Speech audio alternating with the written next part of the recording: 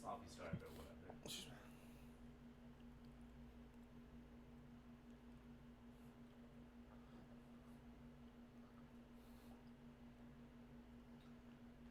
All right, we should be live. And I'm gonna go ahead and cut to the liveness right now. Oh man, this is kind of like a Modus podcast start. This is not like a Modus podcast start, dude. This is a straight up height drop start, okay? We were here first. We get to claim the starts. Maybe not. Maybe actually the Modus podcast is destroying shit right now. Shout out Giles and them. Big shout. They've been Did you do one with them while you were out there? Yeah, I got to chat for a little bit. Kind of just it was one of those larger events where if you got 2 minutes to speak to someone, it was a good day, you know? One second.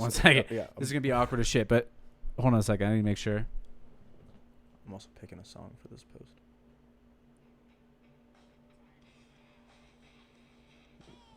What? All right, yeah, we're good. What is happening? We are good to go. So I'm going to ask that you join me in real time now. Boom.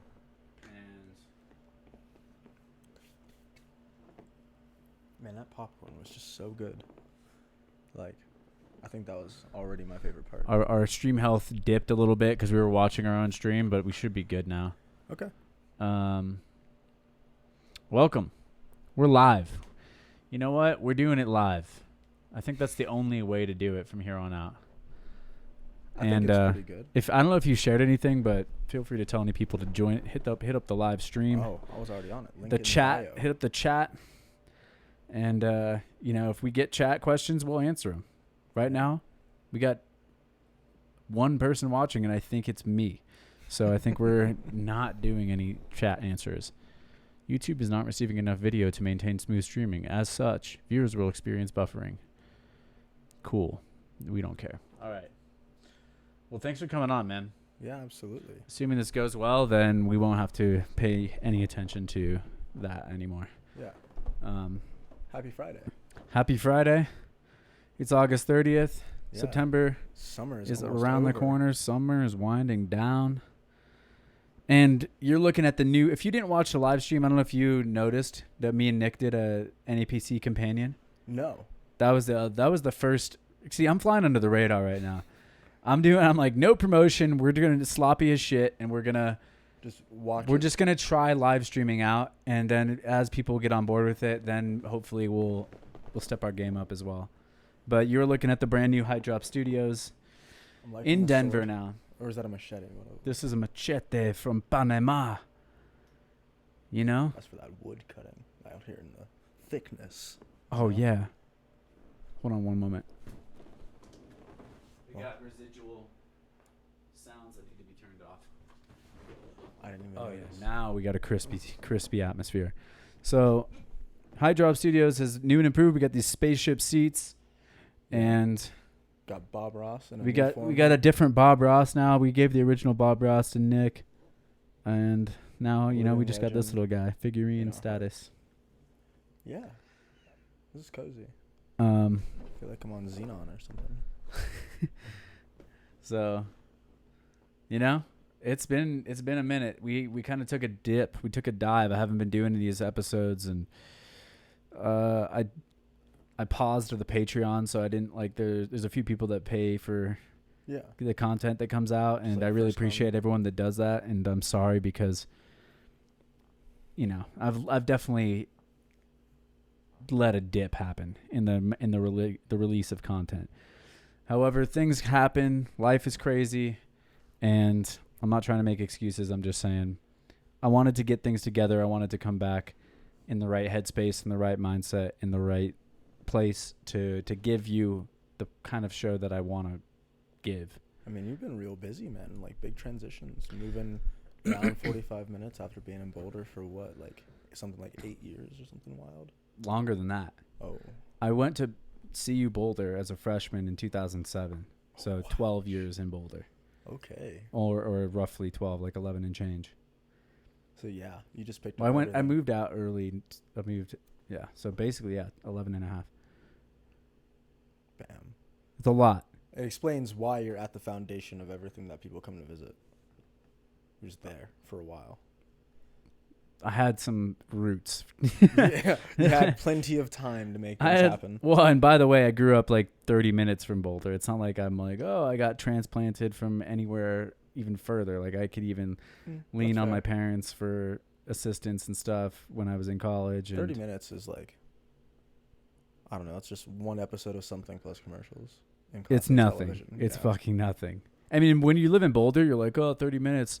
You know, that's one of the things that people who talk shit about Boulderites about is like they don't want to leave even 2 minutes away or 10 minutes. It's like, that's why because the whole width of the city is 5 minutes. What? That's why Apex Louisville has totally different people, really. Oh, man. Driving 25 minutes for the standard Boulderite. Like, I had a customer in my Verizon store just the other day.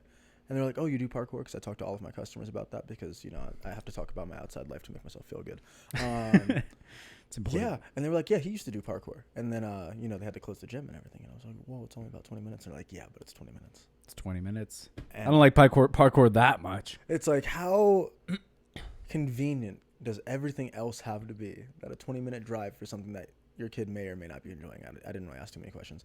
But that's too far. We don't do that anymore. That's the Boulder bubble, dude. That's why they call it the People's Republic of Boulder. That's why Boulder gets a lot of shit talked on it. Man. And it is a beautiful place. It's an amazing little like fantasy land in some ways. Like, I'm stuck. It's woven into my life. I've been here over 2 years now. Yeah. Like, and hey, look how long I got trapped in. I mean, not trapped, but like it's amazing. Like, yeah, it's comfortable. Why wouldn't I want to stay there? Like, I don't really like 12 Denver, years, man. You know, I was like, if I stay here one more year, I'm gonna stay here for the rest of my goddamn life. So I gotta like expand out and do something. Yeah. See if I can reach beyond the Boulder for a little while. It's easy for me to talk, I guess, because like I got to see some places.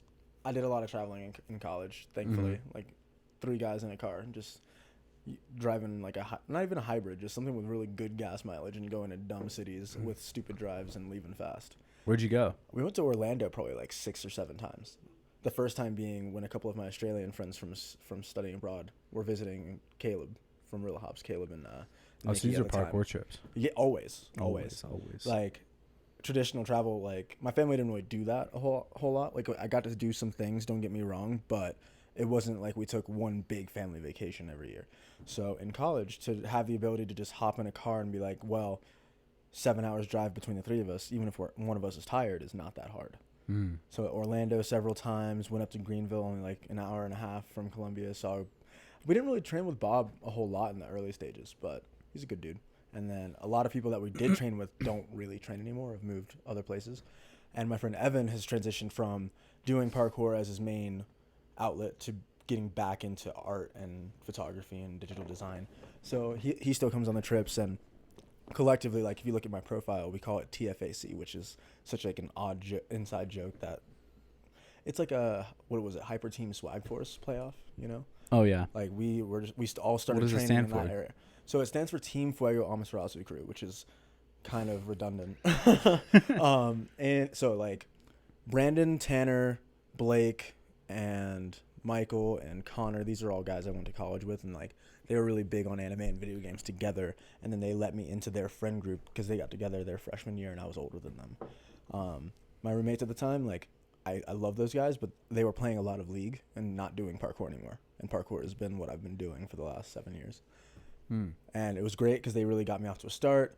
They're definitely the reason why the college club started, because I'm too lazy. Like I definitely would have just kept using the multi-purpose room when I was allowed to, instead of making a club to schedule time.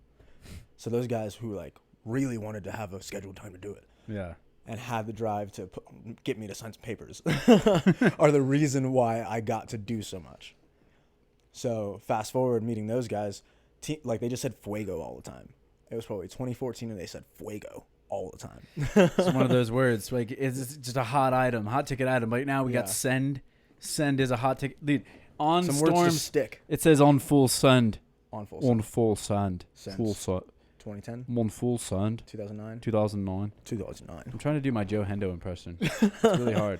Man, I got Can you do a Joe Hendo? No, but my English accent got like a stamp of approval from one of the guys I'm visiting. on full send. I can't do it. Yeah, no. Maybe Tim Champion. I found that when I try to do it, I fail super at it. fanboy right now with these. Like if I just enter a conversation and someone is talking already, I might be able to do it, but I cannot pull it out of nowhere. It's trash. It's been too long. I gotta catch up with those boys. They're not coming through Colorado this year. Yeah, it's upsetting. I know. But we can't be special every year, you know?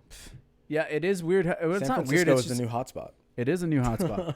Yeah. Daryl has made it the place to stay.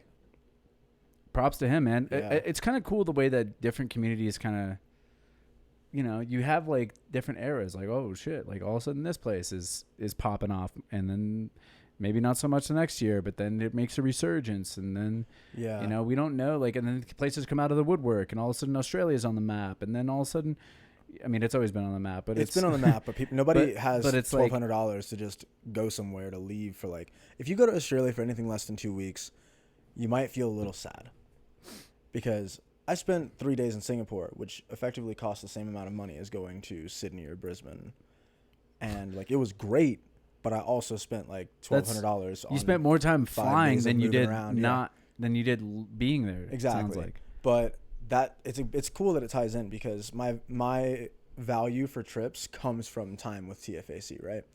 That's who you always travel with. Exactly. So like that period of time, like that was 4.5 years of my training with those guys. And yeah, they said Fuego all the time, and Amaterasu came from like. What is it that like? Okay, so they're not doing parkour anymore though. They're still training. I just they are them the other day. Oh, okay. I thought you said they were getting into well, what's it called? No, those are my roommates. Those are different story. people. These guys like picked me up from having to train alone a lot, because I don't like that. I'm inherently more safe when I'm by myself, because I'm like, well, what are you gonna do? Hobble yourself to get stitches somewhere? If you don't have somebody who's like, hey, this guy can't walk, we need to help him. So yeah, I've always been like my most confident with at least one person, right? But yeah, Amaterasu is this black flame that you can't extinguish. Like it has to be extinguished by the person who cast it. It's from Naruto. And you're going way over my head with it's deep, but like this is. I mean, people. Hey, we're all nerds about something. I'm just not nerds about anime. But long story short, we came together on this love of like anime and video games and parkour. So traveled all over the place, met a lot of people, and Boulder is a place that I got to come to before them, and then brought them like in a following trip. And I knew that if I wasn't going to live in Australia, I was going to live here. So like my willingness to just up and travel places comes from those guys, which inevitably got me here. Yeah. That's wild. That is wild. Yeah, no, and it's pretty cool that way that, again, like these hot spots, they scoop people up. You know, we've scooped up a few people. Missoula's the next one. We've scooped. Calling it right now. Missoula's the next scooper. If people it's the next can magnet. find work in Missoula. They already got Nate. They already got Lincoln. Yeah. They've scooped a few. The training's good. You just got to be able to like live there. Yeah. I think that's going to be the harder part for some people, because the winters are rough. Ooh, the summers are pretty mild. Well, they get hot, but like they don't feel wrong to me. And it's got just as much stuff to do around it as Boulder, I think, if you like hiking and kayaking and stuff. But I think finding a job someone likes in Missoula, if you're from somewhere else, I think that'd be interesting. Like I could work at a Verizon. They have one. It's not a big deal, but I don't love that job. So maybe I can figure something else out. But I know that there's a thing that I could apply for that I'm decent at, that I could do and get to train with a bunch of cool people if I ever wanted to move. Yeah. And I think more than anything, people will go there at least for the summer. Like if they can get a couple weeks. What are people doing out there? Dude, is everyone working for the gym, or are they all working at like Verizons and stuff, or like? I think I just spoke to Lincoln. He was working at like a minor car repair spot, like oil changes and stuff. You know. Oh, okay. Yeah, I don't know. I think the last couple of jobs I'd heard he'd done, he's like good with his hands, maybe. Yeah. Well, it's interesting. Like that's another thing that really like dictates like what happens in the community, right? Yeah. Obviously, with LA, your skills are actually a lot more directly applicable to like the industries out there. Yeah. So people thrive a little bit more easily down there if they can. I mean, it's hyper competitive, but if you can break into it, then you get some really hot success. Like with Tempest has been able to do a lot of really cool things. They make it sound so easy, but like I know once you talk to them for like 10 minutes, it's way harder than it sounds. And on the short conversation. Well, I think if you're, I don't know. I really don't know. There's nothing. I would like to go out there and spend some time and see what happens. Yeah, there's nothing in me that says, "Oh, not I can that show I'm up to like, LA and I'm just not get really a couple jobs." Boy, there you go. And like also, I don't even know if that's what I would like. Maybe I would like it. Maybe I wouldn't. It'd be worth trying, you know. Like I did a photo shoot just the other day, and it was like, internally it was for Scratch Labs. Internally I was like, man, this is cool. I would love if I could do this all the time. So much so that like I was running with like peanut butter jars and bread in my mouth and stuff because they were like on this real food campaign. Yeah. Like it's ridiculous to try to eat spaghetti on a bike, which is what they were doing. Okay. And, so spaghetti on a bike because they're like advertising for carb. They have bars on. They have bars. And so they're the equivalent of spaghetti meal. You know, I guess it's like, hey, you could try to mess around with real food on a run, which is ridiculous. Yeah. Or eat this bar that has nutritional value. I've had their products before. I do enjoy them. Yeah, I didn't really do a partnership with them per se, but they gave me some product to try out. It was kind of nice before. And yeah. It's a wild landscape that we're navigating as athletes and as just not even athletes or artists or anyone, like forget parkour. This is a crazy time to figure out like what you're doing for a living and what it's going to be like, and what it's going to look like in 5 or 10 years is going to be even completely different potentially with the advancements in technology. And like all of a sudden, like you can like you said, you can work wherever the fuck you want. Really, if you work for a big ass company like Verizon, it's like, all right, already I'm hyper mobile with my location. I can go be any of these locations.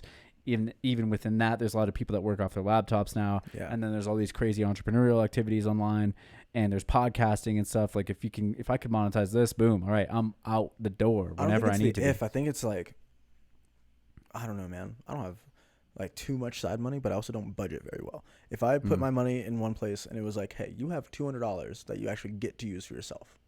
Like legitimately, you have $200. Mm-hmm. Maybe that's why I spend money so ridiculously. But $200. If I knew exactly how much it was, how hard would it be for me to say, well, I like to see 2 movies a month, and I know I like store content, and I would get an extra video every week if I was willing to pay them, you know, the equivalent of £10 or something like that.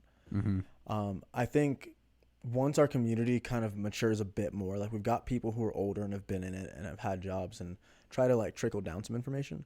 But I think one more wave of people being like, I really want to do this. I really want to do this and not have to work a whole lot. And it's not even necessarily about being an athlete, a personality, or anything. It's just about having the freedom to train when you want. Because it's so addicting, you know? To be like, oh, my friend just hit me up and I have 30 minutes to get there before they start. I can do that.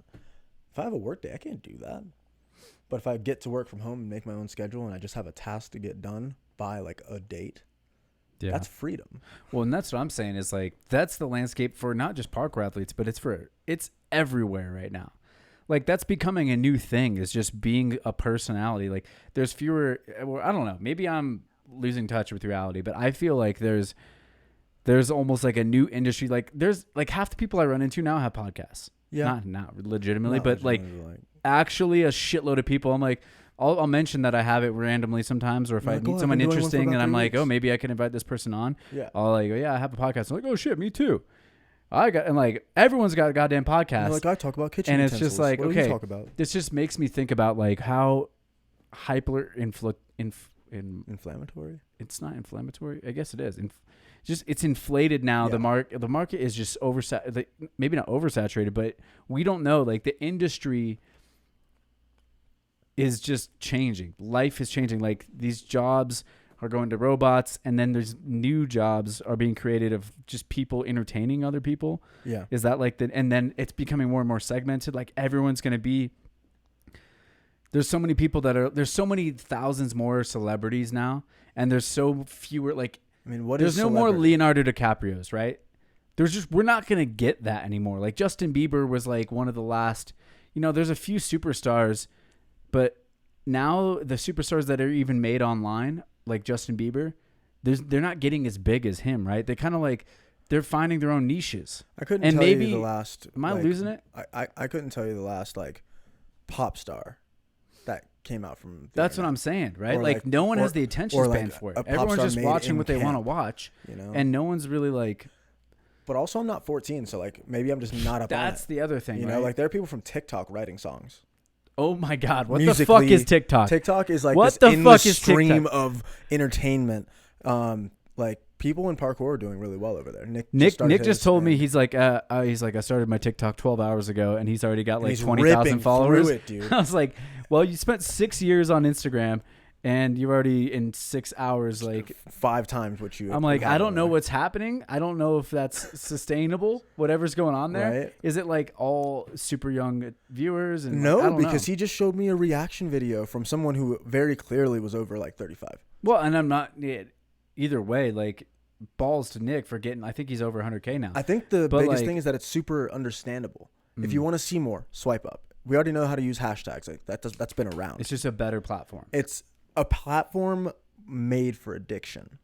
See, that's what I'm saying. That's what I'm talking about. Sustainability is I'm like, oh, they made one that's even worse for people, and like it's more corrupting to young minds.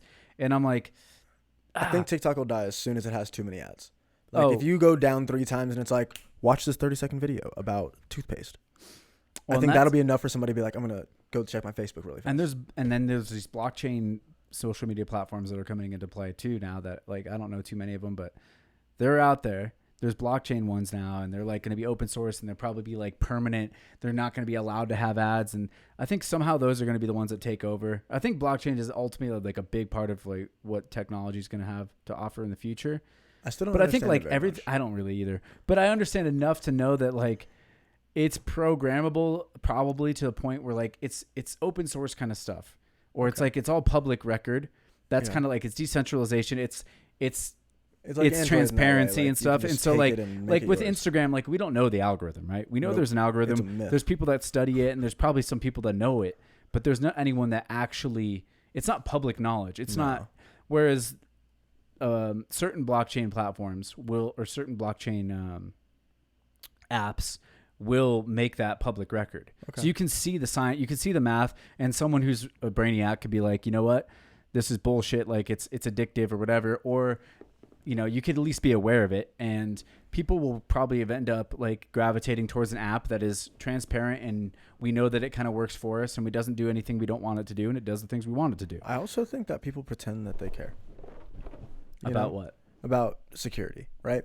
I work at Verizon, and I, especially in Boulder, have so many customers who are like, oh, I don't want to give Google my information. Mm-hmm. And I'm like, but you just bought, I was just listening to a Joe Rogan podcast the other day, so I feel very informed. Very informed. Yeah, that's Joe Rogan. It's your fault. Everyone's got a podcast, by the way. It is, dude. It is. But thank you for doing it. But also, he and Gary Vee are just like, hey, you can just hit the button on the phone. Dude, like the equipment that like this is bonus. This is all bonus. But really, all you need is like, you don't need any of this shit. You could do it with your phone. I've listened to crappy mics before. Hold on, we got 1 second here. I gotta say, this? we got some Swag people. Force. What up? James Fisher's a diehard fan. We appreciate your viewership. He's one of the only people that tunes in to all the live streams. Much love, James Fisher. Anyhow, what were you saying? Oh, that's my friend Corey there. That's my brother. Oh, what up, Corey? Since like 7th grade. Yeah. All in.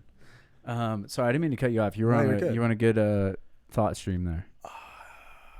Oh yeah. So what it was is most of my customers, they're like, I don't want to give Google my information. I'm like, okay, well, what are these apps on your phone? And they're like, oh, well, I like to play games. And I'm like, oh, so you have a Gmail? And they're like, yeah. I'm like, oh, so you're signed in. You have to get a Gmail, sign in to get apps on your phone. Yeah, you're signed in with Google or Facebook. Yeah. And by the way, you just gave everything away. But and then there are people who have a minor security conversation with me, and they're like, yeah, but I don't like to lock my phone. And I'm like, whoa. I mean, have you ever left your phone behind for 30 seconds, like on the bar? You're like, yeah. That does creep me out. Why wouldn't you lock your phone? That creeps me out. Not the lock. I lock my phone. Yeah. But like even just Gmail, just the fact that I use Gmail and I'm so attached to it. Like it's such a part of my life, and I don't understand even like really what we are all worth cents on the dollar for our information, straight up. Oh yeah. Oh, 100%. But that's where I'm saying, like, I'm kind of with you. It's like, all right, I'm not really that concerned about security. Like, this ball's been rolling the whole time. Man. It's like, if they were going to fuck around, they would have done, they're already doing it. They are fucking around. We just don't really know exactly yet what they're doing. Offer me a job. I don't know. I don't care. There's no way they're not selling things that are valuable, whatever. They know I'm looking for jobs and they're sending stuff to me. But we're still, things are getting easier and better for us and cheaper. Phone service is cheaper. Well, I don't know. I think we're just getting more for the same money. Okay, well, that's similar to being cheaper, I guess. In a way, but like we're more reliant upon it. So it's not that we're like ever paying less, right? We're just getting more services for the same money. Well, speaking of Verizon, actually, I found out the other day that I could get on the Verizon network through Xfinity. Yeah, technically. It's a whole thing. And I would have dropped my cell phone bill, although I'm a little skeptical of it. It depends on how much you travel. That's where I talk to my customers. That's why I like my T-Mobile, because it's all good on that international. It is, but like Xfinity in particular, I guess, like hashtag IMVZW, because they might check this. Xfinity is like a deprioritized person or lease thing with Verizon. So like there's our services and then there's who they sell to, right? That's who they sell to. You don't get the best speeds on that, apparently. Oh, fuck that shit. That's what I'm saying. Yeah, I was like, they're not giving me the good stuff. That's like me saying I have all of this is my Wi-Fi, but guess what? I put an extension in for you. No, but I even asked them about that, and they were like, and because I'm bringing over my own phone, they're like, yeah, well, you're gonna just basically eat the shit that we give you. Yeah, and I'm like, no, fuck you. Anyhow, all I'm saying is that the blockchain will at least be able. I think that the tide's turning a little bit. Like ultimately, the trend I'm seeing is that there's fewer and fewer places for the bullshit to hide. Now, don't get me wrong. I think like big money and these big, the people that are making a lot of money off these algorithms, or the people that want to maintain control of their app, that is like the app that everyone's using. Like Facebook owns Instagram, and Google has who knows how much weight they hold in society, and Amazon and all these things. But they ultimately are going to have to, like, ultimately their whole thing is based on service. And because it's so much easier to compete with, if you're able to write code or something, you could write something that makes it so that you essentially invent something that is but I mean that's what blockchain is and Bitcoin is. It's a whole different way. I don't even know what you just said. I didn't say anything very intelligent. That's for sure. What I'm saying is like as technology advances, it only makes it more competitive in a way that I think makes it so that people get better services for less. Okay. Yeah. Because that is the only way that they can keep expanding these companies, even, is just to get more people on board. Like they have to get the people that couldn't afford it to be on board and afford it now. I just don't know enough, man. Like I studied advertising, and like even when I got out of school, I was behind, and that was painful, right? Because I was head deep in freaking Instagram in college, but it was only a minor part of my education conversations. Mm-hmm. And then I came out of it like knowing what influencers were, but like there's no formula for being good enough to be seen. And that's where you go back to not knowing the algorithm. There is no perfect amount of perfection, which is a dumb sentence. But there's no right on the money, hit the bullseye, tomorrow you have 10,000 followers, and then you can start selling yourself in whatever way you find appropriate. It's just, I don't know. It's cool. I can tell somebody how to like do the math for what their impressions are, or what likes they have, or their percentage of people following them that engage. That you can tell somebody in a 5-minute conversation. Mm-hmm. But everything else is about what you do with it. And like, I have friends who do this for companies, and they're just like spitballing. Like, I don't know. Yeah, dude. I feel like completely outside of the sphere in some ways of what that, like what you need to know if you want to grow your audience and stuff. Yeah, I'm already just like, I'm lost. Like all I can do is try to make the content that I think is good, or that I might want to see, or that I'm like passionate about making, or that I enjoy making, because really that's what it comes down to. Is if I'm not having a good time doing it, then I don't really care, because I'm done trying to do things for the people. Yeah, it's just it's not going to work out if that's there's no gas there. Because you're constantly just like, why didn't they like that? But I really like that. That one was heartfelt. That was, but like for me at this point, I think my best feeling is treating my Instagram like a digital journal, right? I can go back to many of those moments and just be like, whoa, that made me feel really good. That day was awesome. That day was spent with my friends in the sun, or I saw my parents, or I landed a trick that was hard. Mm-hmm. And it's a bonus for me if other people like that, because I hope that they can connect with that in the sense like, oh, I've had some good days, or like, oh, I've had some kind of mediocre or shitty days. I think that's what social media is about. It's about keeping up with people and knowing like that conversation is open. that which is put out is an open conversation. Some people forget that. Some people forget that real hard, that what you put out there is an open conversation. What do you mean by that? Well, some people on Facebook's a fucking Wild West dude, now, man. Facebook is dead, son. Get off of Facebook. I'm only there because, like, that's how I hear about events, you know? I'm on there for events. I guess that's a good spot for events, but... Yeah. Not for, like, minor training, but for events. That's what I'm saying is, like, I can't be on it. And I don't know. Everyone's like, it's just... As connected as we all are, I feel like also there's so much just... Yeah. Just like, all right, I'm fucking done with that whole area. So like, there's probably so many things that happen on Facebook. I've seen group chats and stuff too, like the try hard group chats on Facebook. Dude, I feel like the oldest man sometimes because of technology and just all these things. I'm not as interested in it. I'm like, I like this platform because, all right, I have you here. Yeah. You know, this is whatever. This is technology and it's getting in the way a little bit, but at least you're here. We're having a real conversation. That's what engages me. That's what makes me feel like I'm doing something that I'm interested in. Yeah. More and more, you know, I've enjoyed posting. I like making edits and I still do, but I'm starting to just get really interested in other areas. I feel like I've done it in some ways. I'm like, all right, I want to do more, but I also want to explore as I've gotten older and my eyes or whatever have gotten wider, who knows? I'm just waking up to just so much more experience out there. Like, I love the experience of making kind of an Instagram diary. And I've done that too. What? Instagram, like not diary, but like a journal, whatever. Said battery and journal, whatever. Battery. Just a place to put, you know, great memories. And I still enjoy doing it. And I kind of use it in a similar way. Yeah, I guess that makes sense. But now I'm just like, I mean, I don't know.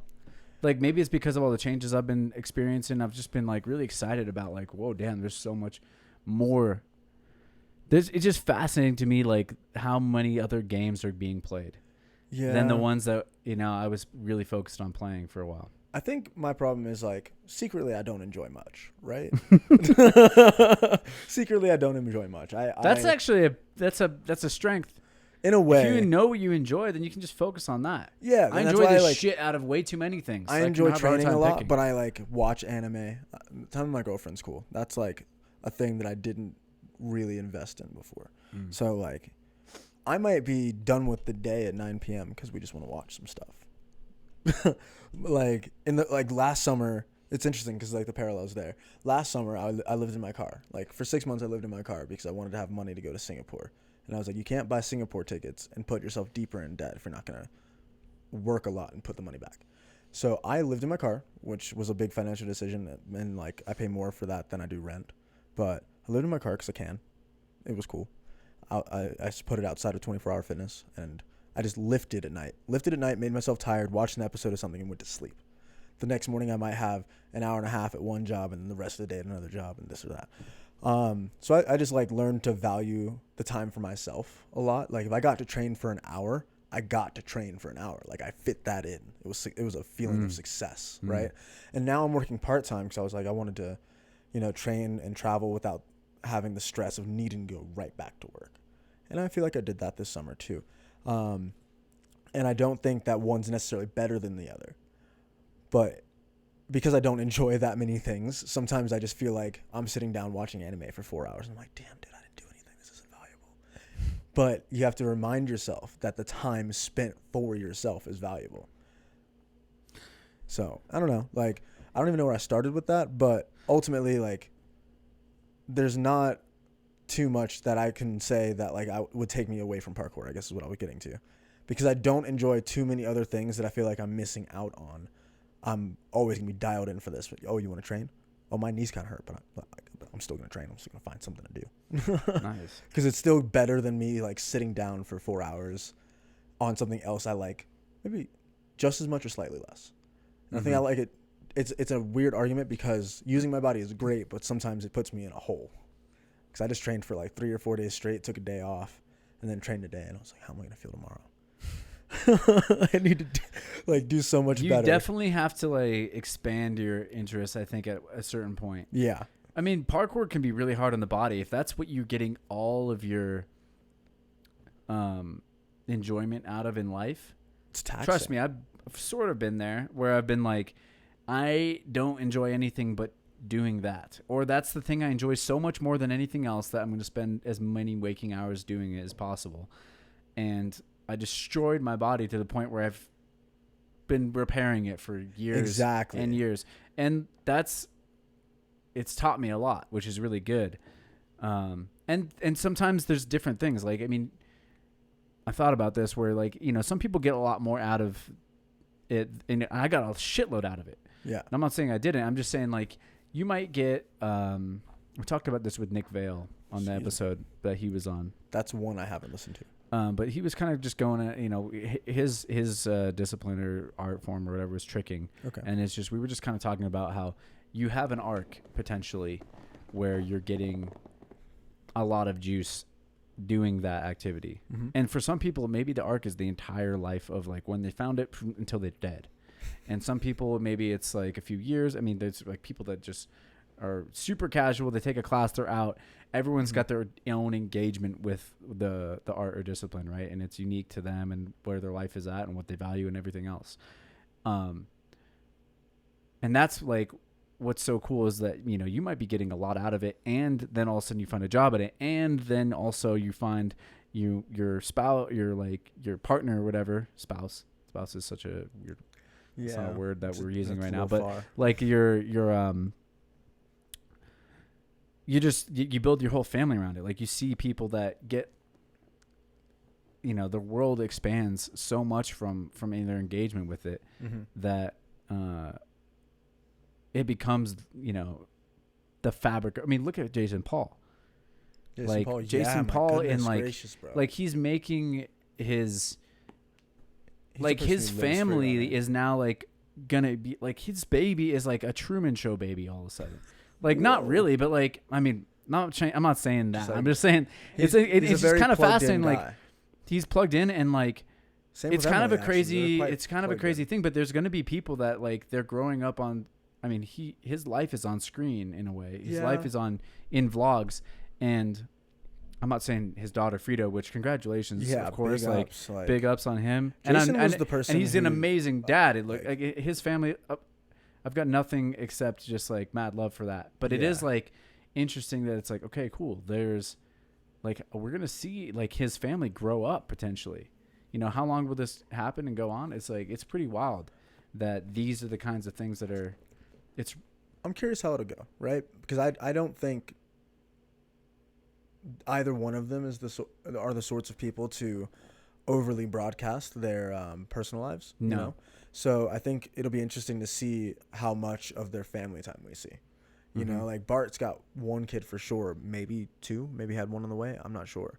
But like the people who've been in parkour who have children, I don't think it really changes what we see so much. You know, there might be a photo here, photo there, but like Diddy not Diddy, but like, that's well, true. Is it Diddy? Diddy. Darnell? Yeah. I just call him Paul. P. Diddy. I'm not from that era. I know him as Paul, but like I know what I'm looking for on Instagram. But yeah, like his kids pop up here and there, you know, and just like little practices they've done that afternoon. But yeah, I don't think kids are gonna change parkour as much as some people might think, right? No, and I'm not really talking about like it changing parkour. But like, and I'm not even really. I don't think Jason Paul is gonna turn his Frida into like a Truman Show like spectacle or anything. I just think that it's fascinating that like your whole life now is maybe literally from birth. People are now being their videos of them introduced to you. Yeah, you know what I mean. Like, I started producing content or whatever at, I don't know, cell phones like started having cameras on them when I was like 15 or 16 or something. Then that's when things, but like now I'm just talking about that, like how things are changing and how what we can people are becoming, you know, celebrities from children aged to, with just like these crazy spikes and like the Cash Me Outside girls, actually. They just like, they spike up and then they disappear into the ether. Have you heard her rap though? No. Okay. I'll admit it. I like some of it. Well, I'm sure she had some really talented people write it for her, right? I mean, probably, but I haven't checked. Like, I mean, or she's really good. Who knows? People get real up in arms about ghostwriters. I feel like if you can admit that it's a whole team and you're the performer, I think it's fine. Yeah. You know? Well, and it's just crazy that we are. That's what I'm saying. It's crazy that we're in a place where you can capitalize on that much momentum like that. Yeah. I don't think that's going to last. I think people will become disinterested in it. It's lasted well enough. Like again, when you're not in it, you don't see it, right? And I don't see it. I reference it a lot, but like a couple years ago, I was on YouTube just kind of surfing around, or like Red Bull's website looking for Art of Motion info, and I ran into like a paper airplane contest, and that just like exploded my mind in the sense of you can like anything in this world, and there's a community for it. There's probably a competition for it, or some sort of exhibition of sorts, you know. So, yeah, man, there's somebody who really is about that girl. Oh, they're like, I want my hair red like her. I want my nails like her. I want the makeup she's sporting. Like, there's absolutely a place for all of it, but like, it's always crazy to watch from the fringe. Like, I guess that's what I'm saying is like, I wonder if there's a pendulum swing the other direction. I don't know. Or does it just keep snowballing from here? And it becomes like, you know, we just don't know. But that's what's fascinating about this time is I feel like there's more revolutions per second than ever. We're sprinting like, all the time. It's the way that the language, the cycle of things update, I would call it the language. The way that the language we're all using in movement, in English, in like on the internet, it updates faster and faster. We all get new terms and we all get on the same page faster and faster, and ideas spread just faster and faster. Like, look at Red Bull Art of Motion this year was fucking mind blowing. Yeah. Obviously it was 2 years off or whatever, so it looks a lot different than like that's one thing I didn't quite remember, but I was like, this looks completely different. This is barely looks like the same sport in some ways than last Red Bull Art of Motion submissions. But the level the game's at right now, all of a sudden, it's hurtful. Like you can see, hurtful. You can feel the dial just. Like we've already hit 11. We're aiming for 15. Like we're trying to set a new meter. Absolutely. And that's what I'm saying. Is like with these revolutions per second, it's like we're gonna just see more and more and more of this. Does it keep going up, or does it? Like, I don't know. I feel like it has to. How much has skating changed in the last 15 years? Do you know that? Because you probably know more about skating than I do. How much has skating changed in the last 15 years? Because I know it was like the 20-some year anniversary of the first 900. It's definitely blown like completely out of the water. It's popular, but are we still making new tricks? Yeah. Like, are we doing different styles? People are definitely doing different competition. Stuff. It seems to have. It does get gnarlier every year. It still gets gnarlier every year. Yeah. Okay. But it is like. It maybe is like a parabolic curve. Like it's starting to approach like what is the limit of what's physically possible. It's like the limit without before using other apparatuses. But then you start thinking about like, okay, yeah, what if there's advancements again like that pushes further? Dude, can you imagine the way that people use energy? Boards? And then there's like crazy conversations happening in the world right now about like consciousness and how we can tap into like different gene expressions when we. You know, who knows what's going on? If we crack flow state, let's say everything's going to blow up. If we crack flow state, like if we can teach kids how to activate that without having to like get in the zone, they're just like, no, the zone is now. Everything will change. Yeah, and there's a lot of work being done with trauma too, right? Yeah. And stuff like, so people might not have to backtrack through all this trauma to then like wake up to, you know, whatever, get into their life and actualize themselves and stuff, right? There's a lot of people like talked about like this is kind of the era of like self-development, like why Joe Rogan was so huge, and some of these other people like I listen to Aubrey Marcus is another one that's like a really big. He's the founder of this company On It. Oh yeah, I've seen it. Joe Rogan wears those. There's a lot of like just like the best minds in the world. Like we can all listen to them now, or the best like a lot of the most impactful thought leaders and experiential knowledge is the most accessible it's ever been. Like I can't read very fast, but I can listen to things really fast. Like I don't speed up anything usually, but if I needed to, like if the voices were tolerable, like we're one feature on Audible away from listening to things at 2 times speed and it doesn't sound weird. Because like I talk kind of fast right now. I'm talking faster than most Audible books, right? Yeah. And most people are going to understand that. If people can both listen to that without a tonal shift and retain it, it's just going to magnify what we've been doing. Yeah. Somebody's going to know more about physics in 20 minutes than they would have in their classes of any sort, right? I wonder how much I'm retaining these days. I mean, I'm listening to too much. I think I've had to take some breaks where I'm like, okay, I'm literally, it's actually the reverse now, where I'm just, it's background noise, or it's massaging like this you get enough like to be able to pattern do a in my small brain, this conversation. addictive pattern maybe. Yeah. You got to be careful with that, because again, is there a pendulum swing? Who knows? I'm just saying, I found out recently how, and I'm probably not showing it, but I've been really working on my listening skills a little bit more, and just in life. Oh no, I can tell. And you can tell. Oh yeah, bro. I've had some conversations with you where it's like, it gets a little loud because we're both just trying to express ourselves, and next thing you know, we're just way up here. But no, this is pretty calm. Yeah, I've had a problem with that. It makes for an interesting dynamic, right? Because you have to be really prepared. Well, not prepared, because that's the absolute antithesis of what this whole podcast can be at times. If you're really wanting to say something, you got to hold it in your pocket sometimes, But otherwise, like, it's the way conversations work now. We can jump from so many subjects because we're all doing and listening to so much, whether it's paper airplanes or like astronomy and a bunch of other stuff. But it brings up a question, like, would you rather know a little bit about a lot or a lot about a little bit?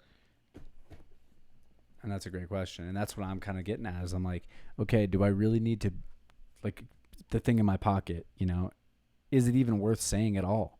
Or is it just another thing that I heard somewhere, and it's one of the million things that I keep just hearing places and I'm regurgitating? And if we all just listened a fuckload more, maybe these ideas that are actually good, and that's one of the things that's like kind of odd about like having a podcast, because I'm like, okay, I actually think I'm genuinely wanting to say less right now in my life, listen more, and having a podcast is kind of like, again, the antithesis of doing that in some ways. Well, at least with this format, like, there were no notes for this. There's no notes, yeah. Yeah, maybe I should have a better like preparedness. I don't know, man. It's just like, what do you want, right? I was talking to Giles about it for a split second. Like, they have a couple show notes, and he said that they're wrestling with, do we put more detail in that and stick to it, or do we kind of keep doing what we're doing and like we know what we want to talk about, but we let the tangents happen? And I think both are right. I think if I'm listening to a show and it's structured, cool, I'm going to follow along. But if it's random, like, it feels that much more organic. And I'm hoping that some of the topics are long enough to get into. But ultimately, I'm okay with listening to something for an hour. Like, I drive pretty long sometimes. Like, I'll probably have like almost an hour drive to get home tonight. And that's fine. I'll just put something on. I know there are a couple podcasts I haven't listened to. I'm going to keep plugging them because I'm really enjoying it. But yeah, get it. Yeah, man. I think it's a great time to waste time, right? Like, I have the Tao of Seneca on Audible right now, and it's a recommendation from Ryan Keenan. Ryan listens and mostly reads, I think, to some profound stuff. And it's stuff that you have to listen to or read more than once. But even if I just have like the one moment where I tell myself to listen to that, I find some value in that 20 minutes where I'm just like, these are little fortune cookies of advice, because we've all been asking the same questions for a very long time. Right? And it's cool because I can't read for crap. Like, I read well, but if we both had to read 20 pages, like, it's going to take me a lot longer, I bet. Like, I just don't. My eyes get tired. I slept through a lot of high school and middle school because my eyes get tired. Yeah. They didn't know I needed glasses until my senior year, and I couldn't see through like a camera viewfinder. But in the end, I think all of it being available can prompt some really awesome conversations, but it also has a lot of people walking really tall, knowing a little bit about a lot. And I just don't know what conversations I'd rather be in, because if someone knows a lot about a little, I can listen to them for 20, 30 minutes and maybe I might come out with something. But somebody who knows a little bit about a lot, we might just like brush over current events and brush over what they read yesterday. And then I can be like, well, I jumped on some stuff for 5 minutes. Like, I don't know, man. I have one current event show that I really like, Philip DeFranco, and I have Google telling me like when stuff pops up. But ultimately, it is so much information to have at your fingertips that I almost don't feel like I need to learn anything, because when I ask the question, the answer's there. Yeah. So I don't know. I may not be using it in the right way, or in the way that's most correct for me yet. Yeah, that's interesting. What do you feel like you know a lot about? Anime, I don't know. And even then, like, I'm the guy who knows a little bit about a lot. I love little Scooby snacks. Like, I love that. But it also hasn't aided me in like anything larger, right? I can do just enough in photography to like make stuff I like. I know I'm good enough at parkour for me to have fun necessarily. I watch enough anime to be conversational because I watch a lot of mainstream stuff. I don't really dig into heavy slice of life animation or anything like that. And yeah, I don't know much about politics. I'm a very middle ground guy. I'm just charismatic. Like, I can be in the minor conversations of a party and like leave being like, I said hey to everybody. But I think I'm just passionate. Like, if I know that little bit and I can get the conversation started, I will soak up whatever you have to give me. I might be a little exhausted afterward because like my natural inclination is to talk too much. But I always value that stuff because hearing the passion from someone else on something that I don't understand gives me hope for like finding another thing that I'm really in love with. Because there are just so many things to fall in love with and learning about. Yeah. So yeah, I'm okay.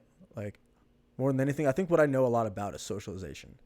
I think I know how to talk to virtually anyone and listen to virtually anyone and have us both leave that feeling like, hey, I met another good person today.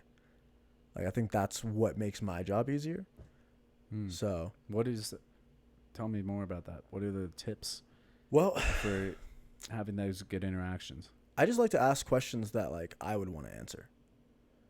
When I ask somebody about their day, I hope that they answer truthfully. And even if it's a bad one, like, I hope we can leave like not having added to that. It's kind of big to think that you can enhance someone's day and make it better. So if that happens and they tell me that, I'm ecstatic. But all I ever really do is try to not add anything else to it. There are people who come in with trashed up phones, like left it on top of my car, turned around, and it had already been run over 6 times type stuff. But like, and people who come in being like, oh, I have $500 more on my bill. This is so shitty. Why did Verizon do this to me? Why did you do this to me? And I'm like, whoa, dude. Well, first of all, neither one of us are Verizon. I work here. Like, I don't have a big enough stake in this to call me Verizon. I speak about it in third person. Big talk. Like, because I'm a customer as well. I get a discount, but I'm still a customer. Like, when things change and it's not good for me either. Yeah. You know? So I think more than anything, like, man, in the past, I said some mean things to people, man. Because I think that's the one thing that's kind of dangerous about having a personality like mine. Like, I know how to, like, hear the things that people really like, and I also know how to use things I know about people to tear them down, right? So these days I really work on the opposite end because I don't know, there was a whole chapter where I was like, damn, what people say to me is really hurting, and like, it might have been the feather drop, but my heart, I'm broken. Yeah. And I don't know, it was really enlightening in the sense that, yeah, words are just words, but like, in the minds of others, they can carry weight. So when people come in the store, I just try to level with them. I'm like, look, what phone? Do you know anything about phones? Where do we start? Okay, cool. Are you ready for the sales pitch? Because I do have to try to sell you some stuff. Like, you came to my job. You asked me some questions. This is an exchange. I have to ask you some questions. It doesn't matter if you say no, because I'm not terribly obsessed with money. I just needed to eat and see my friends. So, and I really try to bring parkour into every conversation I have that's like a sales conversation, because I'm going to be with this person for like upwards of 45 minutes. And I feel like at the end of those interactions, my customers know me. They can come back in and ask me what I've been up to. Are there any clips that I want to show them, right? I have some repeat customers, and it's a great time. Older people love me. Like, Boulder is the spot. One of my customers asked me how I felt about living in such a white area, and I told them where I was from right before that. Like, grew up in Georgia, North Carolina, college in South Carolina kind of stuff. So I was like, I've always been in white areas, quote unquote. And I feel really comfortable with it. So what's up? What's going on? Fine. Yeah, man, I think that's what I really enjoy. The sales part's kind of frustrating, but the interaction is where I feel like myself, where I'm asking someone about what they're up to, what they enjoy, what they use their phone for. Like, what have you been watching? What have you learned lately? What did you do today? What do you do for work? Who are the people you like at work? Like, tell me a story. Because I'm going to be sitting here going through your phone, deleting apps you accidentally downloaded for a while, Susan. So who are you? Yeah. So, yeah, I don't think I know a whole lot about much of anything, but I feel like even with a language barrier, I connect with people. And I think that's a skill set that I took for granted for very long, right? Because there are people around me who don't do well around people, who don't do well having to talk on the fly. Like, I was stoked when you were like, hey, anybody want to do a podcast? And I was like, yeah, I can talk. I can chat for an hour. Yeah. I like you. Let's do it. Yeah. Yeah, man. So, like, I think that's what's really allowed me to get around in our community as well, in the cleanest way possible. I am willing and ready to speak to anyone for 5 to 10 minutes, but I still get that uncomfortable feeling. Like, when I'm trying to talk to people, I feel like I've seen a lot but don't know very well. Like Kai Willis, Lin Young, great people. Know them well enough from my 5 to 10 minute conversations. Big Storm out here. Yo, I mean, but like, they're some of my favorite people. And for like, sure. I've known Hendo for years now. I met Hendo in 2016 and like saw him several times, but I'm still just like, man, I don't know if these people want to talk to me. I don't know if I'm too much for them. And that's where like those little social anxieties kick in, and I'm like, fuck it. Like, as long as I leave after I've enjoyed the part of the conversation, I can hope they enjoyed that part. You know, I never try to lay it on too thick, because it's a weird separation where I'm like, this person is doing their job now. They're at this event, and a bunch of people gonna want to talk to them. So I shouldn't talk their ear off.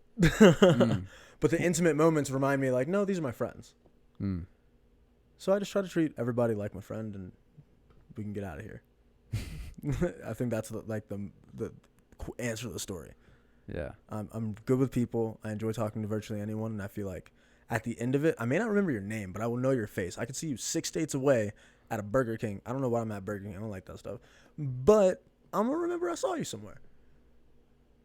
That's powerful. I think that, like, it's so important, and it's really cool that that's what you make a priority in your job, because connecting with people is really what we're all like trying to do, I think, anyways. Yeah, man. You know, like you're saying, it's like, okay, I have to do this bullshit with your phone.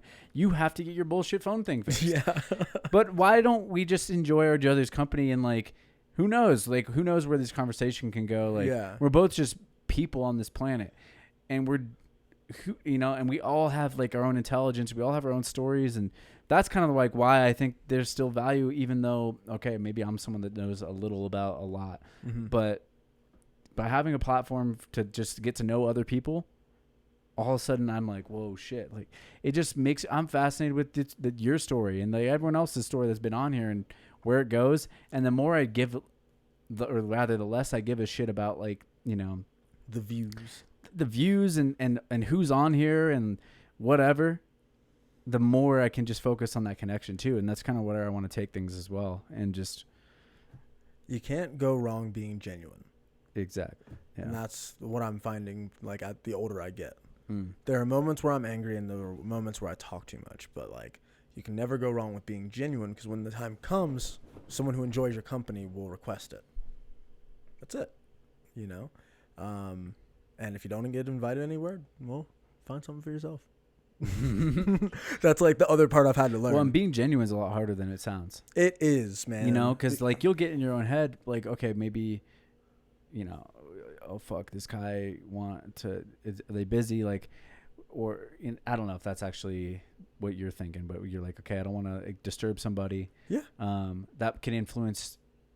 I mean, it's a genuine feeling, but it also might make you act disingenuously if you really want to say something, but then you don't, or if you don't want to say something, but then you're like, I have to say something because I'm not going to be like, you know, you can like spiral out of control if you have a brain like mine, like real fast, overthinking something, and then you lose touch with that genuine feeling.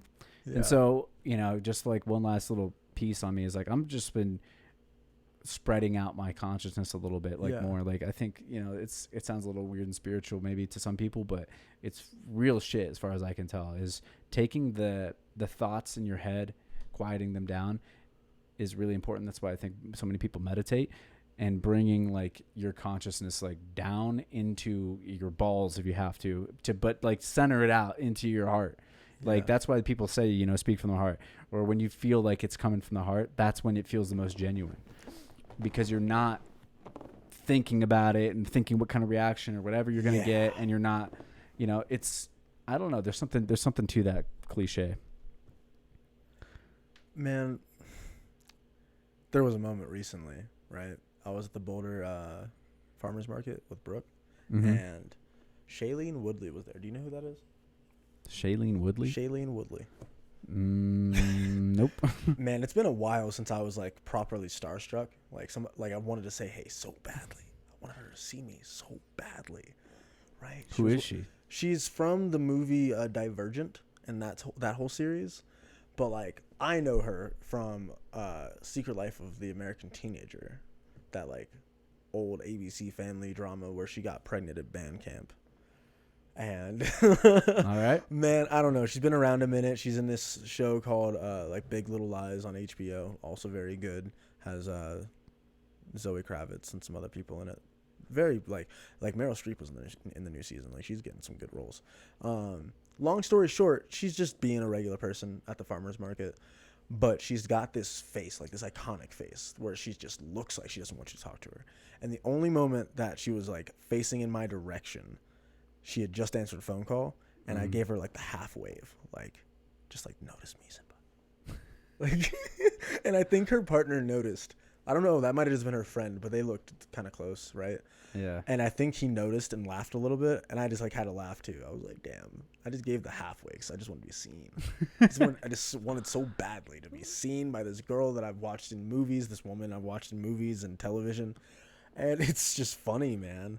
That's weird. Like celebrity is just a weird experience, man. But like that was one moment where I just didn't feel like myself. Have you ever just met any of the other celebrities, like, or people that you've been huge fans of? Yeah, man. I went to Warped Tour for several years in middle school and high school, thanks to like some good friends. You know, friends that were willing to go. A couple times I got to a point where I like knew enough people in my town that I could go by myself and just like run into groups wherever I wanted to see people, and. Yeah, I got to meet some artists whose music I really loved. And like I got like acclimated to that very easily, where I was just like, well, I'll just, you know, say my piece, get my 2 minutes, say hello, say I appreciate them. And the same thing kind of applied to parkour people, right? So now I have this trouble, like even though I know we're friends, if you're not there specifically to hang out with me, I won't talk to you very long, because I just have the assumption that you're going to be talking to other people. And that you need to be free. You need to be freed up, you know? But it's always cool. Like, I could be so big in this sport and I'd still just be like, I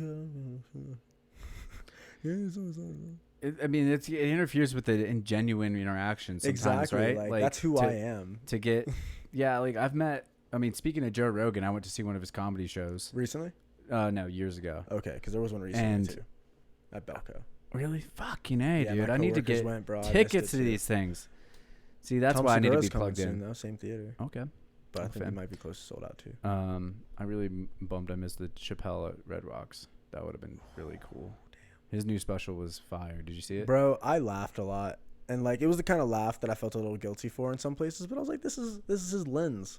Yeah. I don't get mad at comedy. I try. No, I do my best. God. Like I grew Actually, up watching I think it's a lot back of on the comedy. rise again. People are like getting a little bit less tiptoey around like all the terms and everything. I think we're kind of like, again, the language is going to circle back. And that's one of the things that comedians do that is so valuable, is that if everyone's laughing at this shit, then we all know that it's okay. Yeah, because we know humans are fucking weird. Because we're so weird about things, like, and there's truth in it when it's funny. You just need somebody to tell you how weird we are. Oh, man. I thought about doing stand-up, and I don't actually think I'm that funny, but people will laugh at times, and that's enough for me. Yeah. It's enough for me to be like, maybe I'll try. Like, I can't rap.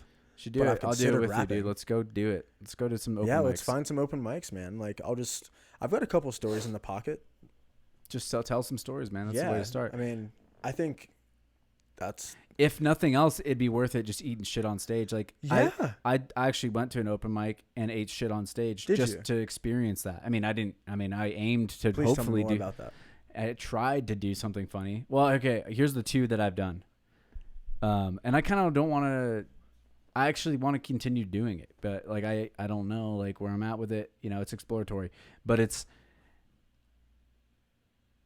it's something that I'm interested in. It's something I've always been interested in. It's something that, like, ever since I saw George Carlin specials, when it was the day he died, I saw they replayed like all of his I don't know who that is. George Carlin? Nope. You should check him out. He's got dozens of specials. He's one of the most prolific comedians of all time. I'll be honest, man. I grew up on a lot of black comedies. So well, he's like the Richard Pryor for like he's like the white Richard Pryor in some ways.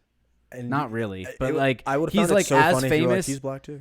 He's like as famous. He's like as impactful, I would say. He's of the same era in some ways. So what years? He was active. He was active from like the 70s to the 2000s. No chance. But he was really like he kind of like the first half of his career he wasn't making waves the same way. Yeah. And then he had this really well, speaking of language and stuff, he had this big bit that was like the 7 dirty words, and it was like all the words you couldn't say on television, and that one made him famous. I don't really think that bit's that funny. Song? Those are all 7 words. Probably, yeah. But like his later shit, like actually when he was like 71 or 2 when he died, his last special, I mean, he was one of the first people to be outspoken against religion and like a famous, anti-religious movement person. I don't know. Like he pioneered a lot of like interesting thoughts. Like the first person I've seen talk about a lot of things in the way that he talks about them. He blew my mind. Yeah, I didn't know that you could be that powerful on stage in a way. Sorry, you said George Carlin is honorary black. Honorary black. I'm like over here trying to read some of these comments. But anyhow, suffice it to say that I've tried to do 2 open mics and I've ate shit both times. Yeah? In what way? Like just no laughs? No, the first time actually I got some laughs. Okay. But I was so unprepared because I was so nervous. And like, here's like how I'll do things sometimes. I'm sloppy. You just wing it. This is my shit, right? Like we just turned on the live stream. Yeah. I was eating popcorn until it started sometimes working. It's easier for me to just get the ball rolling than to try to make things actually perfect. And then when I care about something too much, I usually fuck it up. Same. So what I did is I wasn't even committed to going on stage. I was like, I'm going to go to an open mic and just watch it. And then I was like, I'll refine some notes on my phone to see if I think they're funny. Yeah. And then I got a beer when I was watching it, and then I got another beer. So that was smart. And then I was like, all right, you know what? Everyone's eating dicks on stage. That's the thing about an open mic. Is it kind of builds your confidence because no one's funny. Like everyone sucks. It's like watching a first level. It's like watching a bunch of people like fuck up their broad jumps and like not, they're craning things, whatever. I don't know. Like it's just worse. It's really bad. Everyone's terrible. Yeah. So then you're like, okay, well, if all these people can eat shit, I'll go at least try. And so I got up on stage and I was an asshole. Like at least people prepared. I like literally read notes off my phone, and I still got laughs, and I still got some heckles, and I didn't do great, but I did. How does one? It was nice to bust the bust. Like, what do they say? What is that first one I did actually was in Boulder. It was at one of these local breweries. The next one I did was in Denver, and that was a tougher crowd. That's when I ate dicks, I would say more, and like. Yeah, Brooke hates when I say that. 8 dicks. Yeah, it's not a good phrase. Everybody can eat a dick, and she's like, "That's just not." It's a terrible one. Not at all.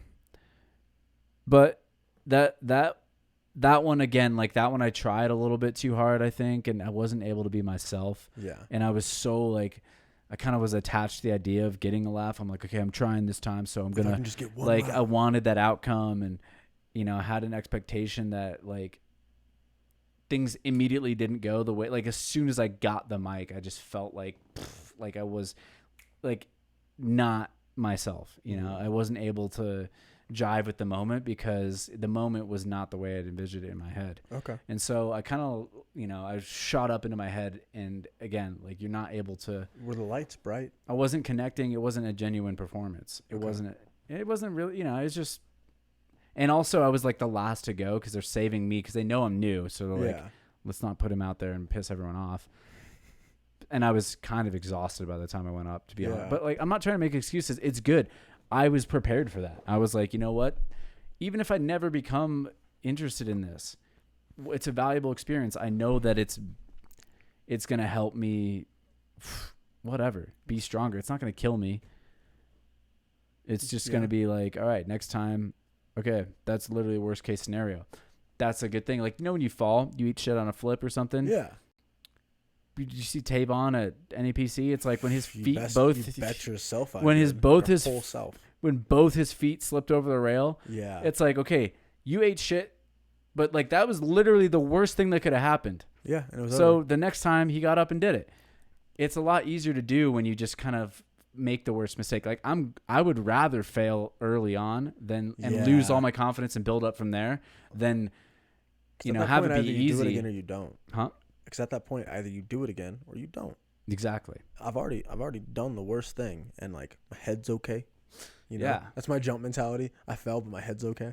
I don't have as much cushion now, and I don't know what the cushion in comedy would be, right? But yeah, I guess. Whose comedy set I would love to see? Who? That was just like a little blip on their story. Deshay. He could. There was just a little blip, and he like introduced himself in Russian, and then the clip ended because he waited like 10 seconds to introduce himself in Russian, and then it was gone. Yeah. I want to see it. I know somebody filmed that. Ooh. I want to see it. Deshay. Me and him had one of the funniest episodes. Deshay, come back on the podcast and do some hormone monster. He needs to come later in the season so he can see snow again. That'd be good. Apparently, like the last time he was here was the first time he saw snow or something. Yeah. But I really like it, and I think that like it'll make me a better podcaster. Even if it goes nowhere, whatever.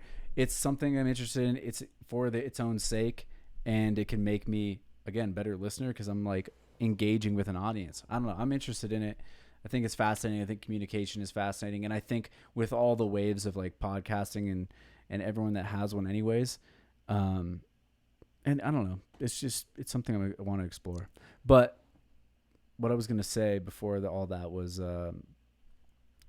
fuck, I forgot. The nose on the microphone, dude. I just put my nose. Just on hold.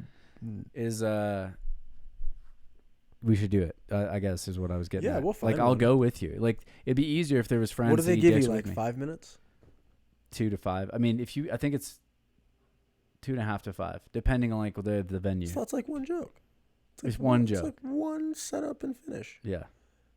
Oh, I know what I was going to say is like, okay, not saying Deshay is this way, but it's interesting too because you don't see yourself as funny maybe or really. that funny. And I don't really, I say funny things, I don't see myself as like just knee slapping all the time, like kind of. But I think if I found my voice, and also it's not just about being funny. Like I know people that are fucking hilarious, but they would never have the discipline to continue to go on stage and work their jokes and make it whatever it needs to be.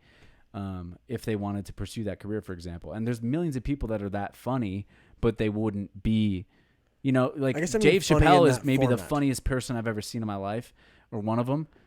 But even he's probably not the funniest. It's like like Usain Bolt is maybe the fastest dude on the planet, but there might be another dude that's even faster, but he just doesn't give a shit about racing, right?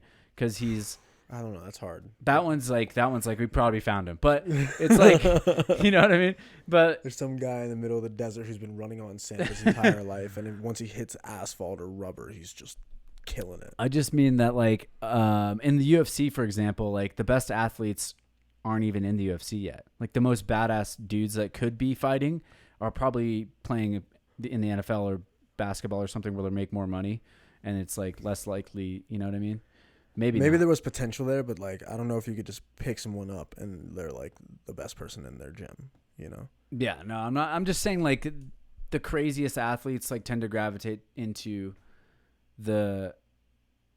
Well, I don't know. I don't know if that's true. I'm just saying like I don't know what I'm saying there. I think that like in parkour, for example, we're already seeing every generation like okay, look at a Harrison Fernandez or you look at a Tim Champion. It's like we're. Like that, I'm not built like that. Like I can't do some of the things that they could do, and I'm not saying that that makes me worse or anything. I'm just saying like we're gonna get crazier athletes because we're gonna reach we're gonna cast a wider net. Yeah. And that's kind of all I'm saying is like when you cast a wider net, then you have the actual better chance of finding like that 1 in a million person that's not only built for it, but also has a passion for it and also like works really hard at it and then just takes it to like this new level. Yeah. Like, I mean, Dom's one of these people that kind of is that gem right now where you're just like, what the fuck is going on? How is he able to take some of these drops? How is he able to train so much, man? And train as often as he does. Like, my it does. legs can't do it. Mine could not either. Like, there's no way. Like, I don't know. I know that he does a lot of prehab and rehab and all that shit. Doesn't matter. Like, no amount of prehab or rehab would allow me to do what he does. Huh? He posted on his story that's not really a lot. Like, he did some hip thrusts and something or other, and I was like, man, I don't know. I would like to see what he was doing when he was ice skating. I feel like he's already really. It's a perfect storm, right? Yeah. Speaking. All right. I don't know what else we need to say. It's hot as balls in here. I don't know if you're feeling that. I'm not that hot. You're good. Your temperature's interesting. Let's check the live chat and then we can maybe wrap this up. How long has this actually been? It's been an hour and 15 minutes. What? I've been looking at the little 24-minute marker, and it's such a. That's the average watch time. Hey, that's not too bad. Oh, that's pretty good. Yeah. That's not too bad. Okay, here we go. We got a live chat action here. If you listen at 1.5 speed, you'll be surprised how much you can understand. That was from way earlier. Okay. I love speaking to Marquis. I am very sad when he parts, says James.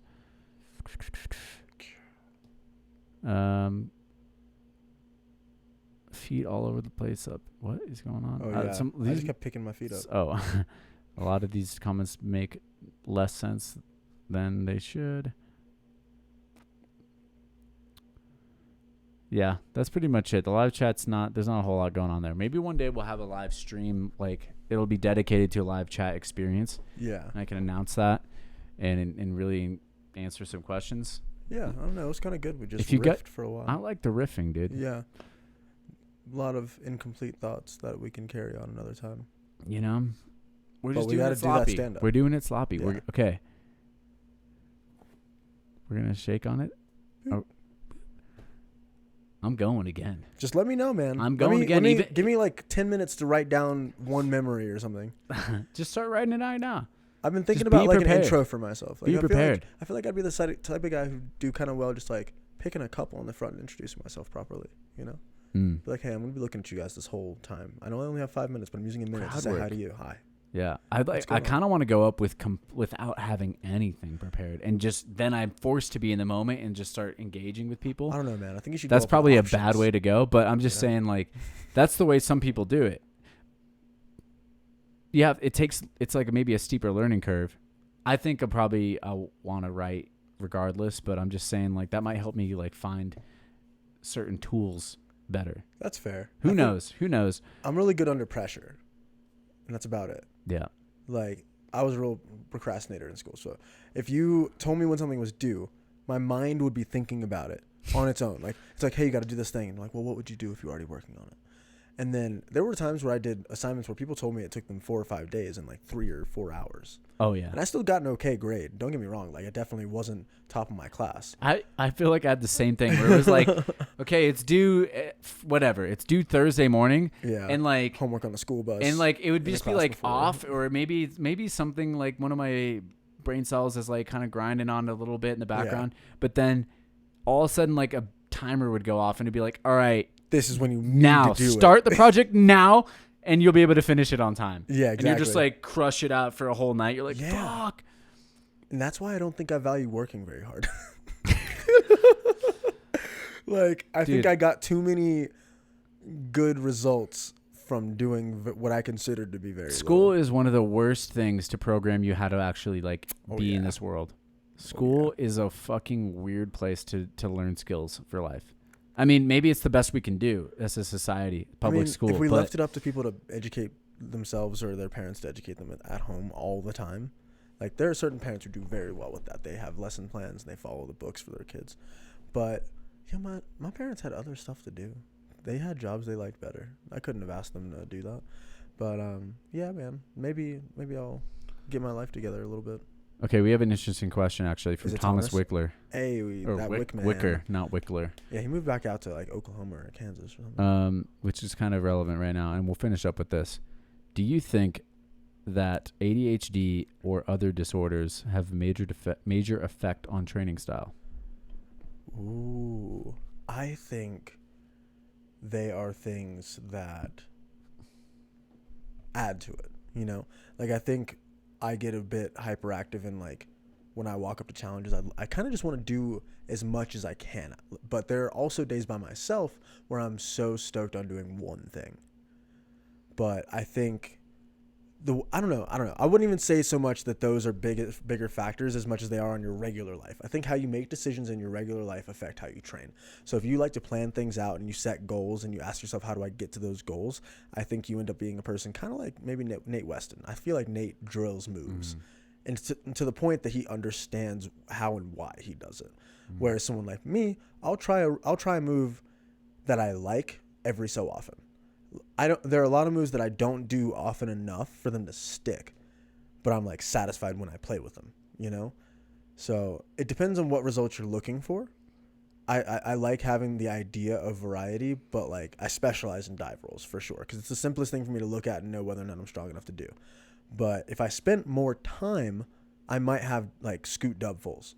If I just spent more time on one thing, if I just told myself I wanted one thing enough, maybe I could get individual skills to stick. So, yeah, maybe like your daily habits, whether you have ADHD or any sort of attention disorder, affects how you concentrate in your training. But I think overall it's really just about who you are as a person and how you treat life. Because parkour is just like a segment. There's no reason for me to believe that I treat parkour any differently than any other part of my life. Yeah. So, and why should you? What do you think? What do you think? Or what I think about ADHD and how it affects training.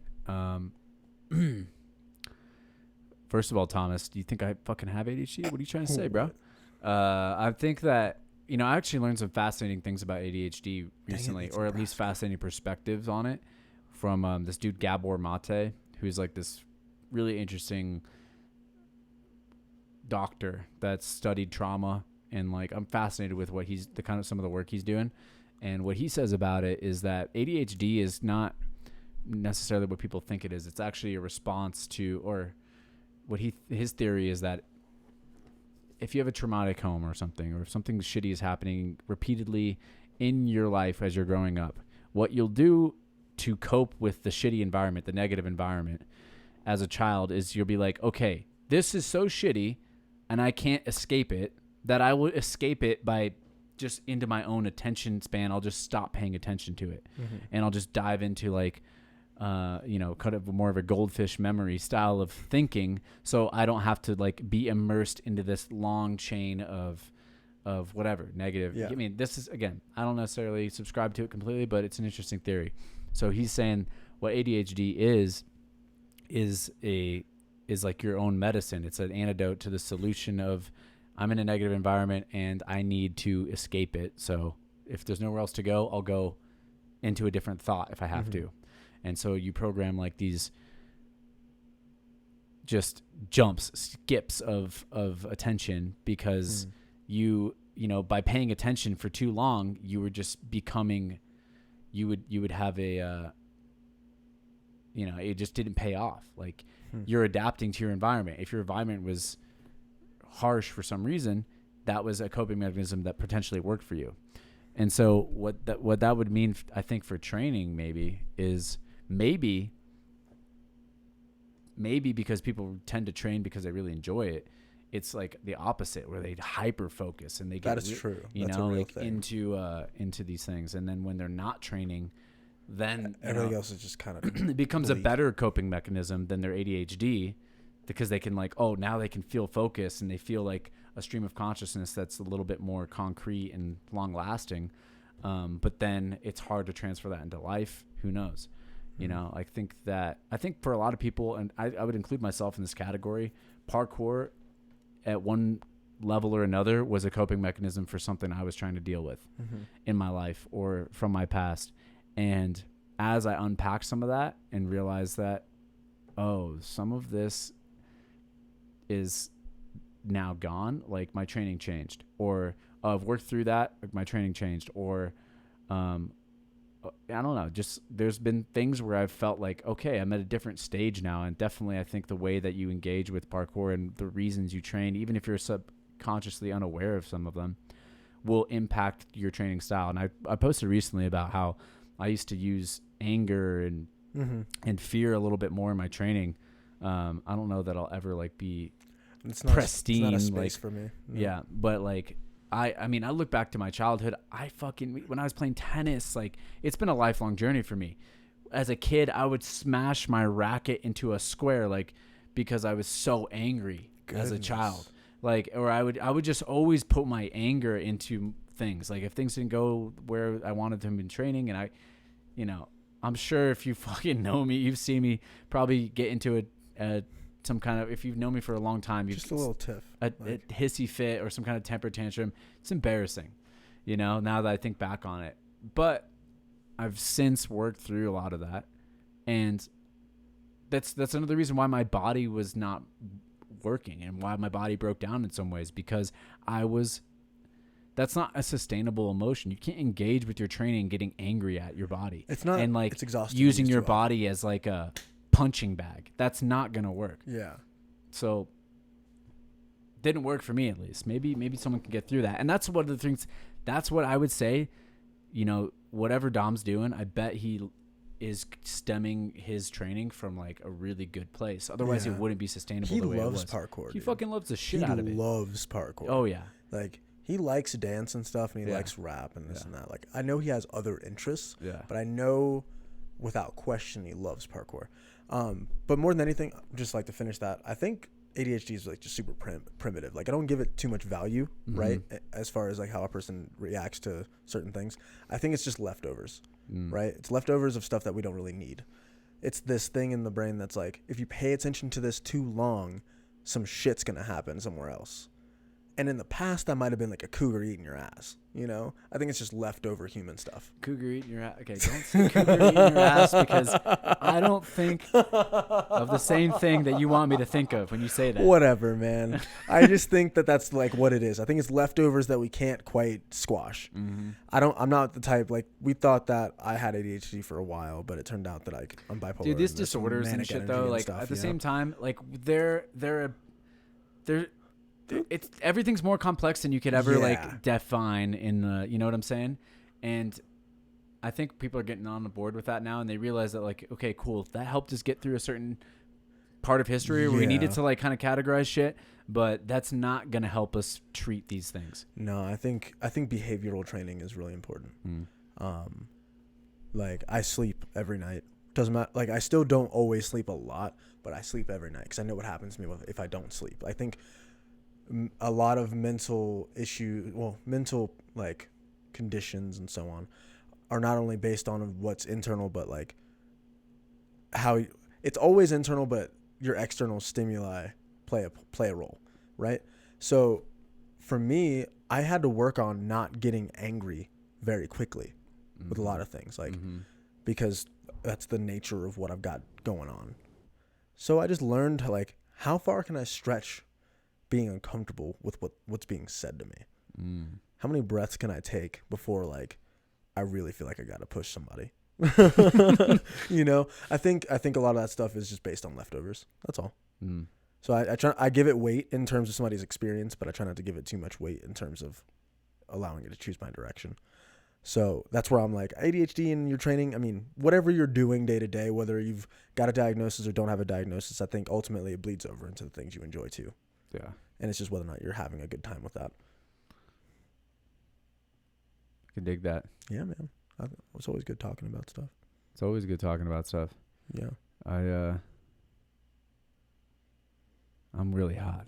I'm a little hot. I'm really call it. I'm not from here, man. This isn't that hot. I know. You always give me, you're like, dude, what are you talking about?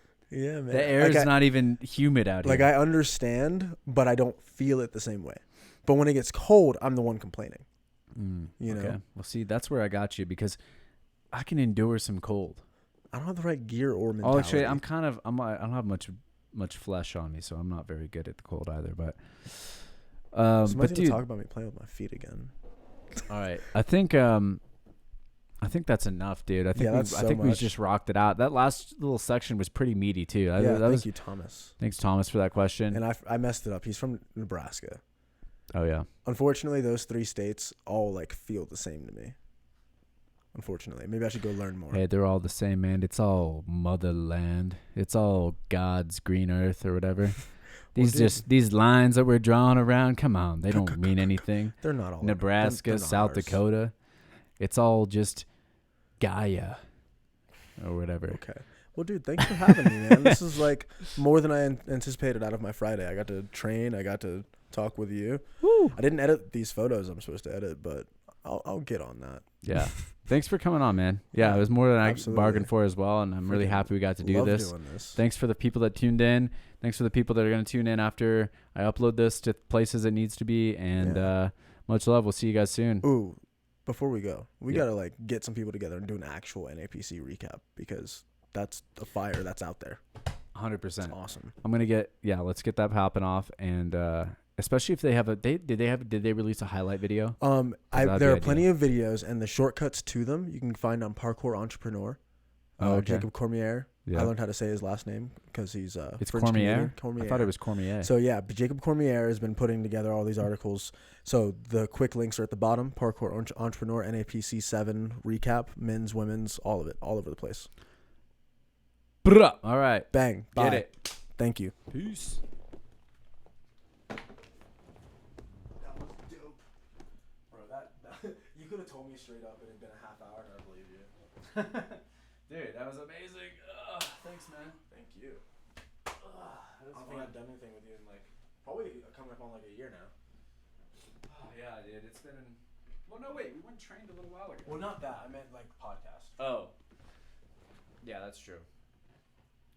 Yeah, I've been just kind of finding a lot more value in just distance and silence and trying to find like. Dude, you gotta do your thing. You know what I mean? And like, I just realized that the world doesn't need my podcast. Like, I need it. Yeah. Sometimes, but I enjoy it. And I really like doing it, but I didn't want to do it for a while. Mm-hmm. And again, part of the authenticity is like maybe I'll talk about that more if people want to know. But that's done going, right? You stopped. Yeah. Okay. I was like. I don't know. Maybe people are still watching. Who knows? I don't give a shit.